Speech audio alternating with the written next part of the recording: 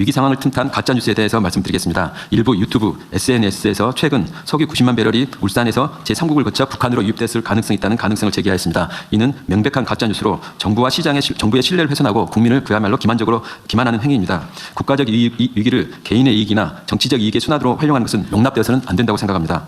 유언비어나 매점 매석 등 공동체에 위해하는 행위에 대해서는 형사 고발 등 모든 조치를 활용하여 엄정하고 단호하게 대처하겠습니다. 이상으로 보고를 마치겠습니다.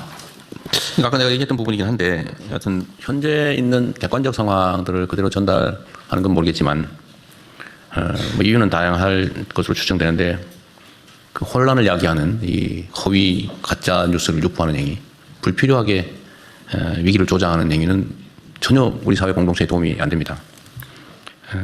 왜 그런지 잘 모르겠는데, 하여튼 이런 점에 대해서 이런 사회 공동체를 해치는, 우리가 이 위기를 벗어나기 위해서는 정말 있는 힘을 다 함께 모아서 같이 가야 되는데, 거기다가 회방을 놓는 그런 행위에 대해서는 개별 행위가 비난 가능성이 높아서 문제이기도 하지만 이 공동체의 위기 극복 노력을 훼손하는 것이어서 정말로 엄정하게 대응해야 됩니다.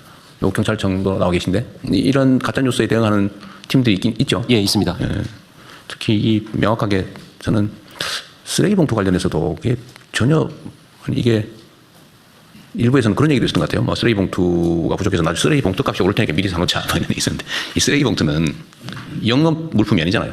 생산 원가는 보통 몇 원에 불과한데 그걸 몇십 원, 뭐 100원씩, 뭐 200원씩 이렇게 받잖아요. 그 이유는 행정 처리 비용을 조달하기 위한 일종의 세금 비슷한 것이어서 조례로 정하고 있잖아요. 이거 뭐 마음대로 부족하다고 올려받지도 못하고, 생산 원가가 2배 오른다고 해봐야 5원에서 10원으로 되거나 이런 건데, 그게 최종 판매 가격에 전혀 영향을 주지 않잖아요.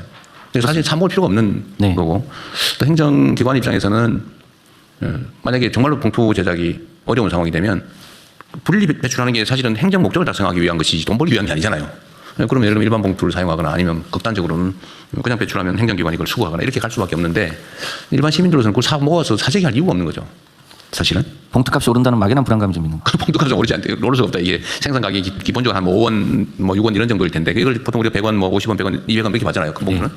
그건 행정 일종의 세금 비슷한 건데, 그게 생산가 단가가 5원에서 10원이 된다고 하는데 그걸 봉투값을 올릴 리가 없고 올릴 수도 없잖아요. 근데 이걸 이제 헛소문을 퍼뜨린단 말이에요. 그래서 이건 악의가 있다, 이런 거는. 그래서 경찰에서도 여기 부안에 동한 사람들이야 그러겠지만, 최초에 이런 헛소문을 퍼뜨린 사람들을 찾아서 이거는 정말 사회 질서를 어지럽히는 국가의 위기 극복을 방해하는 행위라서 중대 범죄에 해당되잖아요. 그죠?